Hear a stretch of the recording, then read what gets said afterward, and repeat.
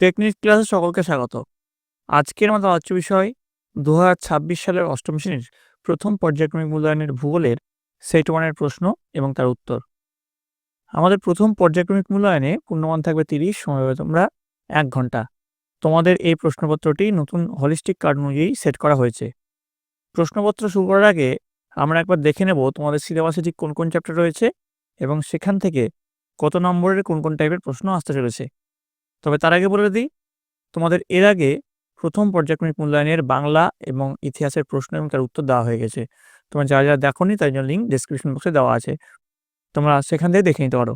তাহলে আমরা চলে আসছি প্রশ্নোত্তর পর্বে। যে মাস ডিস্ট্রিবিউশন রয়েছে, পৃথিবীর অন্দরমহল, অস্থির পৃথিবী, শিলা, ভারতের প্রতিবেশী দেশসমূহ ও তাদের সম্পর্ক, এগুলো রয়েছে তোমাদের সিলেবাসে। তার মধ্যে দেখো, পৃথিবীর অন্দরমহল থেকে তোমাদের এমসিকিউ থাকবে 6টা, অস্থির পৃথিবী থেকে তোমাদের 3 নম্বর প্রশ্ন থাকবে 2টো, শিলা থেকে 5 নম্বর প্রশ্ন থাকবে 2টো, আর ভারতের প্রতিবেশী দেশসমূহ ও তাদের সঙ্গে সম্পর্ক, এখান থেকে তোমাদের 1 নম্বর প্রশ্ন থাকবে 4টে এবং 2 নম্বর প্রশ্ন থাকবে 2টো। মোট এইভাবে তোমাদের 30 নম্বরের নাম্বার বিভাজন হবে। তো দেখো, প্রথমে এই বইয়ে যে প্রথমে যে প্রশ্ন রয়েছে, সঠিক উত্তরটি নির্বাচন করে লেখো 1 গুণ 6 সমান 6।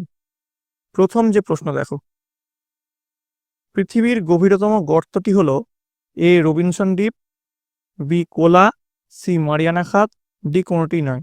উত্তর হবে কোলা। পরের প্রশ্ন কি আছে দেখো, পরের প্রশ্ন রয়েছে, পৃথিবীর মহাসাগরগুলির তলদেশ গঠিত হয় এ লোহা ও ম্যাগনেসিয়াম দিয়ে, বি লোহা ও নিকেল দিয়ে, সি সিলিকন ও ম্যাগনেসিয়াম দিয়ে, ডি সিলিকন ও নিকেল দিয়ে। এর যেটা সঠিক উত্তর সেটা হচ্ছে সি সিলিকন ও ম্যাগনেসিয়াম দিয়ে। পরের প্রশ্ন দেখো, 3 নম্বর প্রশ্ন, উষ্ণ প্রস্রবণের জল গরম হয় ভূতাপ শক্তির জন্য, সূর্যের আলো থেকে তাপ গ্রহণ করে, সরাসরি লাভার সংস্পর্শে থাকার জন্য, নাকি কয়লা খনিতে থাকার জন্য। এর যেটা সঠিক উত্তর সেটা হবে ভূতাপ শক্তির জন্য। পরের প্রশ্ন দেখো, পৃথিবী পৃষ্ঠের গড় তাপমাত্রা 15 ডিগ্রি সেলসিয়াস, 16 ডিগ্রি, 17 ডিগ্রি নাকি 30 ডিগ্রি। উত্তর হচ্ছে 15 ডিগ্রি সেলসিয়াস। পরের প্রশ্ন দেখো, এস তরঙ্গ প্রবাহিত হয় তরল, অর্ধতরল, কঠিন নাকি গ্যাসীয় মাধ্যমের মধ্য দিয়ে। উত্তর হচ্ছে কঠিন মাধ্যমের মধ্য দিয়ে। আচ্ছা, পরবর্তী প্রশ্নে যার আগে বলে রাখি, তোমাদের এরপরে কোন সাবজেক্টের ব্রাই মার্টিন বা তোমার যে সাজেশন প্রশ্ন উত্তর দিচ্ছি সেগুলো চাও, কোন সাবজেক্টের চাও, সেটা কিন্তু অবশ্যই কমেন্ট লিখে জানাবে। কমেন্টে তার সঙ্গে তোমরা কে কোন স্কুল থেকে দেখছো, কোন জেলা থেকে দেখছো, সেটা লিখতে কিন্তু ভুলবে না। পরের প্রশ্ন দেখো, 6 নম্বর, অন্তঃকেন্দ্রমণ্ডল ও বহিঃকেন্দ্রমণ্ডলের মধ্যে রয়েছে কনরাড, লেম্যান, গুটেনবার্গ নাকি মোহ বিযুক্তি রেখা। উত্তর যেটা হবে, সঠিক উত্তর সেটা হচ্ছে লেম্যান বিযুক্তি রেখা। তোমাদের এই বিযুক্তি রেখাগুলো কিন্তু পরীক্ষার জন্য খুব ইম্পর্টেন্ট। পরের প্রশ্ন দেখো, 2 শূন্যস্থান পূরণ করো, 1 গুণ 2 সমান 2। প্রথম প্রশ্ন, ভারতের প্রতিবেশী দেশগুলির মধ্যে সার্কভুক্ত নয়, কি হবে, চীন ও মায়ানমার। ভুটানের প্রধান নদীর নাম হলো মানস এবং প্রধান ভাষা হলো জাংখা। পরের প্রশ্ন, শুদ্ধ বা অশুদ্ধ লেখো, 1 গুণ 2 সমান 2। সার্কের সদস্য দেশের সংখ্যা হলো 8টি। উত্তরটা হচ্ছে একদম সঠিক। আর নেপালের প্রধান ভাষা হলো বাংলা, এটা ভুল, সঠিক উত্তর হচ্ছে নেপালি। পরের প্রশ্ন, নিচের প্রশ্নগুলির সংক্ষিপ্ত উত্তর দাও, যে কোনো দুটি। 2 গুণ 2 সমান 4। প্রথম যে প্রশ্ন দেখে নেবো, দেখো কি রয়েছে, পাকিস্তানের জলসেচ ব্যবস্থা কি ধরনের। উত্তর কি লিখবে, জলসেচ পদ্ধতি, পয়েন্ট দিবে, দিয়ে লিখবে পাকিস্তানে মূলত 3টি পদ্ধতিতে জলসেচ করা হয়, যথা 1 সেচ খাল, 2 ক্যারেজ প্রথা, যেটা হচ্ছে মাটির নিচে সুড়ঙ্গ কেটে কৃষিক্ষেত্রে জল সরবরাহ করা, 3 বাঁধ। তো প্রথম পয়েন্ট দিবে সেচ খাল, দিয়ে লিখবে পাকিস্তানের প্রায় 43টি সেচ খাল আছে, যাদের মোট দৈর্ঘ্য প্রায় 58,000 কিলোমিটার এবং যার সাহায্যে প্রায় 3.5 কোটি একর জমিতে সহজে জলসেচ করা সম্ভব হয়েছে।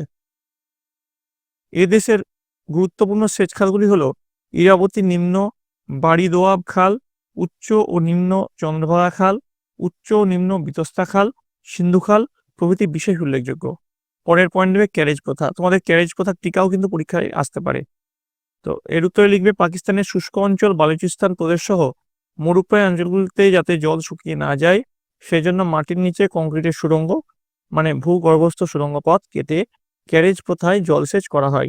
এর ফলে জল বেশি পরিমাণে বাষ্পীভূত হতে পারে না, জলের অপচয় কম হয়। তাছাড়া পাকিস্তানে স্থান বিশেষে পারস্যের চাকা বা পার্সিয়ান হুইলের মাধ্যমেও জলসেচ করা হয়।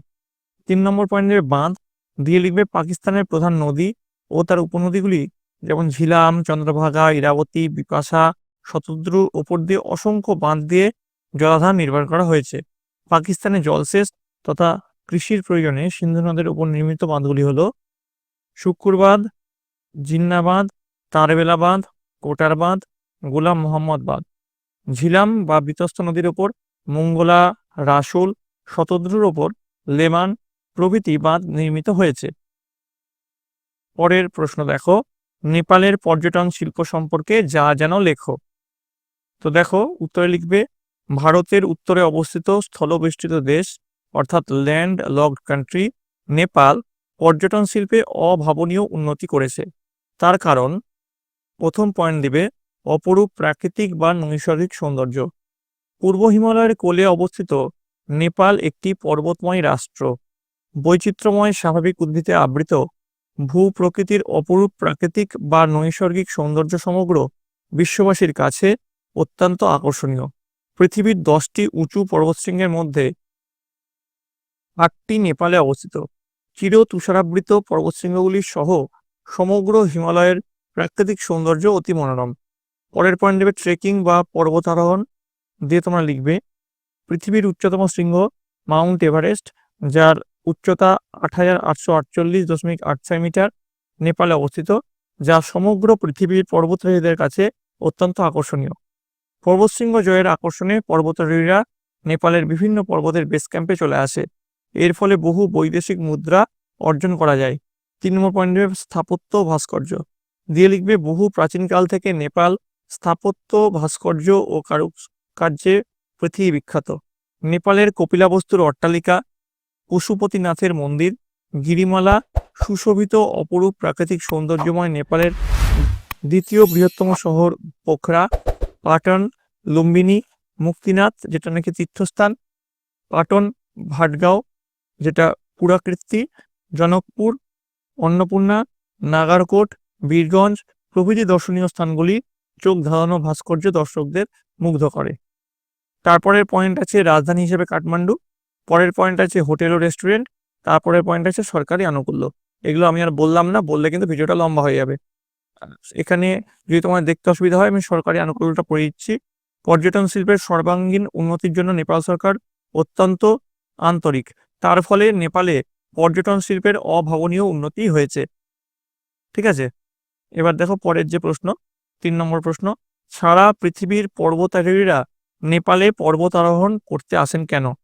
আর পরের পার্টের প্রশ্ন আছে সার্ক কত সালে গঠিত হয়? উত্তর লিখবে পৃথিবীর উচ্চতম শৃঙ্গ মাউন্ট এভারেস্ট নেপালে অবস্থিত, যা সমগ্র পৃথিবীর পর্বতারোহীদের কাছে অত্যন্ত আকর্ষণীয়। পর্বতশৃঙ্গ জয়ের আকর্ষণে পর্বতারোহীরা নেপালের বিভিন্ন পর্বতের বেস ক্যাম্পে চলে আসেন।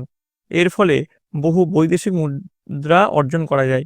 আর পরের যে পার্ট আছে সার্ক কত সালে গঠিত হয়, তার উত্তরে লিখবে সার্ক গঠিত হয় 1985 সালের 2 ডিসেম্বর। এবার দেখো পরের প্রশ্ন, 4 নম্বর প্রশ্ন, 4-এর দাগের প্রশ্ন, নিচের প্রশ্নগুলির সংক্ষিপ্ত ব্যাখ্যামূলক উত্তর দাও, যে কোনো দুটি। 3 গুণ 2 সমান 6। প্রথম যে প্রশ্ন কি আছে দেখো, টিকা লেখো। সিসমোগ্রাফ উত্তরে লিখবে অর্থ, পয়েন্ট দিবে, দিয়ে লিখবে গ্রিক শব্দ সিসমোস থেকে সিসমো শব্দটি এসেছে, যার অর্থ ভূকম্পন, এবং গ্রাফ এর অর্থ লেখচিত্র। সংজ্ঞা, পয়েন্ট দিবে, দিয়ে লিখবে ভূমিকম্পের উৎস, কম্পনের তীব্রতা, সময় ও গতিবিধি নির্ণয় করার জন্য যে যন্ত্র ব্যবহার করা হয় তাকে সিসমোগ্রাফ বা ভূমিকম্প লিখ যন্ত্র বলে। এর আবিষ্কারককে 1892 সালে ইংরেজ ভূতত্ত্ববিদ জন মিলনে প্রথম এই যন্ত্র আবিষ্কার করেন। বৈশিষ্ট্য দিয়ে লিখবে 1, এই যন্ত্রের ভিত মাটির গভীরে শক্ত করে বসানো থাকে। 2, কম্পনের সময় যন্ত্রে লাগানো কাগজে আঁকাবাঁকা রেখা ফুটে ওঠে, একে সিসমোগ্রাম বলে। 3, আধুনিক সিসমোগ্রাফে আলোকরশ্মি বা কম্পিউটারের সাহায্যে ভূকম্পের সূক্ষ্মাতি সূক্ষ্ম তীব্রতা লিপিবদ্ধ করা যাচ্ছে। ওদের দেখো 2 নম্বর, টিকা লেখো প্রশান্ত মহাসাগরীয় আগ্নেয় মেঘলা? উত্তর, বিশ্বের 40% আগ্নেয়গিরি প্রশান্ত মহাসাগরকে ঘিরে নিরপেক্ষ ও অভিসারী পাত সীমান্তে আংটি বা বলয় আকারে বা কোমর বন্ধনীর আকারে অবস্থান করছে। মেখলা শব্দের অর্থ কোমর বন্ধনী, তাই এই অংশকে প্রশান্ত মহাসাগরীয় আগ্নেয় মেখলা বলে। এর দুটি শাখা রয়েছে, যথা এক পূর্ব উপকূলীয় বলয়, দুই হচ্ছে পশ্চিম উপকূলীয় বলয়। দেখো পূর্ব উপকূলীয় বলয় যেটা আছে লিখে নেবে, পশ্চিম উপকূলীয় বলয়টাও এখানে ডিসপ্লে করা আছে, সেটা লিখে নেবে। আমি আর পড়লাম না, পড়লে ভিডিওটা কিন্তু লম্বা হয়ে যাচ্ছে। তারপরে পরের পয়েন্ট দেবে অধিকাংশ আগ্নেয়গিরি অবস্থানের কারণ, দিয়ে লিখবে প্রশান্ত মহাসাগরীয় পাত হলো একটি নিমজ্জিত পাত। এখান থেকে শুরু করে এই শেষে দেখো লেখা আছে যাকে প্রশান্ত মহাসাগরীয় আগ্নেয় মেখলা বা fire ring of the Pacific বলা হয়। এটা সম্পূর্ণটা লিখে ফেলবে। ঠিক আছে, চলে আসছি পরের প্রশ্ন। 3 নম্বর, ভূমিকম্পের পি, এস ও এল তরঙ্গের বৈশিষ্ট্যগুলি লেখো। উত্তর লিখবে ভূমিকম্পের ফলে সৃষ্ট তরঙ্গ ভূকম্প তরঙ্গ নামে পরিচিত। ভূমিকম্প তরঙ্গ প্রধানত 3 প্রকারের হয়, যথা এ প্রাথমিক তরঙ্গ, বি গৌণ তরঙ্গ, সি পৃষ্ঠ তরঙ্গ। তো এবার দেখো প্রতিটি তরঙ্গের সম্বন্ধে এখানে লেখা হচ্ছে বৈশিষ্ট্যগুলো। প্রথমে দেখো প্রাথমিক তরঙ্গ বা পি তরঙ্গের বৈশিষ্ট্য। প্রথম পয়েন্ট দিবে কম্পনের দিক, দিয়ে এটা লিখে নেবে এটি অনুদৈর্ঘ্য তরঙ্গ, কারণ তরঙ্গ যেদিকে যায় মাধ্যমের কণাগুলি সেদিকে কাঁপতে থাকে। 2 নম্বর পয়েন্ট দেবে শক্তি, দিয়ে লিখে নেবে সর্বাধিক শক্তিশালী তরঙ্গ। 3 নম্বর পয়েন্ট দেবে তরঙ্গ দৈর্ঘ্য, দিয়ে তরঙ্গ দৈর্ঘ্য খুব ছোট। ঠিক আছে, একইভাবে গৌণ তরঙ্গ বা এস তরঙ্গ পয়েন্ট করবে, তার বৈশিষ্ট্য কম্পনের দিক অনুযায়ী যে বৈশিষ্ট্য সেটা এখানে লেখা আছে লিখে নেবে। শক্তি, যে তোমাদের শক্তি অনুযায়ী যে তোমাদের এখানে লেখা আছে সেটা লিখে নেবে। তরঙ্গ দৈর্ঘ্য সম্বন্ধে যেটা লেখা আছে লিখে নেবে। তারপরে যে পয়েন্ট সেটা হচ্ছে পৃষ্ঠ তরঙ্গ বা এল তরঙ্গ, যেটাকে লং ওয়েভ বলা হয়। এর বৈশিষ্ট্যগুলো কম্পনের দিক, শক্তি এবং তরঙ্গ দৈর্ঘ্য, এই 3টে পয়েন্টে তোমরা লিখে নেবে। আশা করি তোমরা সকলে বুঝতে পেরেছো। ভিডিওটা পজ করে একটা স্ক্রিনশট নিয়ে নাও। আমি যদি এইটা পড়াই তাহলে কিন্তু ভিডিওটা লম্বা হয়ে যাবে, তোমাদেরই আর দেখতে ভালো লাগবে না। 5 দাগের প্রশ্ন, নিচের প্রশ্নগুলির উত্তর দাও যে কোনো দুটি। 5 গুণ 2 সমান 10। প্রথম যে প্রশ্ন আমরা দেখে নেব, দেখো অসমসত্ব মিশ্রণ কাকে বলে? সংঘাত ও অসংঘাত শিলার মধ্যে যে কোনো দুটি পার্থক্য লেখো। পিট কয়লার রূপান্তরিত রূপটি কি লেখো? উত্তর লিখবে যে মিশ্রণের উপাদানগুলি বিভিন্ন জায়গায় বিভিন্ন অনুপাতে থাকে তাকে অসমসত্ব বা হেটেরোজেনিয়াস মিশ্রণ বলে। এবার দেখো সংঘাত শিলা আর অসংঘাত শিলার পার্থক্য আছে।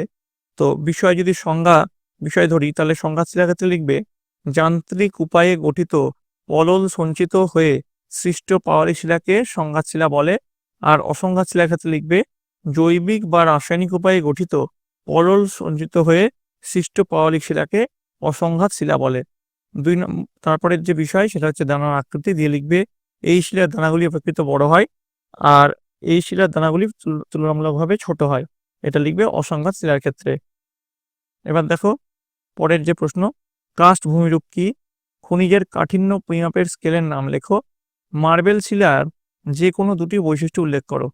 1, 2 যোগ 1 যোগ 2, এইভাবে লেখা আছে। দেখো প্রথমে দেখো কাস্ট ভূমিরূপের সংজ্ঞা কি আছে। দেখো কাস্ট কথাটি স্লোভেন শব্দ ক্লাস এর জার্মানি রূপ থেকে এসছে, যার অর্থ হলো উন্মুক্ত প্রস্তরক্ষেত্র। চুনাপাথর দ্বারা গঠিত ভূমিরূপকে কাস্ট ভূমিরূপ বলে। এবার এর উৎপত্তিটা তোমরা লিখে নাও। উৎপত্তি বৃষ্টির জলে কার্বন ডাইঅক্সাইড দ্রবীভূত হয়ে কার্বনিক অ্যাসিড উৎপন্ন করে এবং তা চুনাপাথরের সঙ্গে রাসায়নিক বিক্রিয়া করে নানা ধরনের ভূমিরূপ গড়ে তোলে। তো ভূমিরূপ পয়েন্ট করবে, দিয়ে ভূমিরূপের লিখবে, দিয়ে তোমার এখানে লিখবে স্টেলাকটাইট ও স্টেলাগমাইট পয়েন্ট করবে, দিয়ে প্রথম পয়েন্ট দিয়ে এটা লিখবে। 2 নম্বর লিখবে স্তম্ভ, দিয়ে এটা লিখে দেবে। দিয়ে উদাহরণ তোমরা লিখবে দেহরাদূনের তপকেশ্বর, মেঘালয়ের চেরাপুঞ্জি, অন্ধ্রপ্রদেশের বোরা গুহা। ঠিক আছে, তারপরে দেখো খনিজের কাঠিন্য পরিমাপের স্কেলের নাম হলো মোর স্কেল। এখানে দেখো যেখানে এর মান আছে 1, তার জন্য ছোট এর উত্তরটা হবে। পরেরটা শেষের যে প্রশ্ন, মার্বেল শিলার বৈশিষ্ট্য। এর বৈশিষ্ট্যতে প্রথম পয়েন্ট দেবে খনিজ, দিয়ে লিখবে চুনাপাথর, আর সৃষ্টির প্রক্রিয়া, দিয়ে লিখবে তাপজনিত রূপান্তরের ফলে চুনাপাথর মার্বেলে পরিণত হয়। বোঝা গেছে?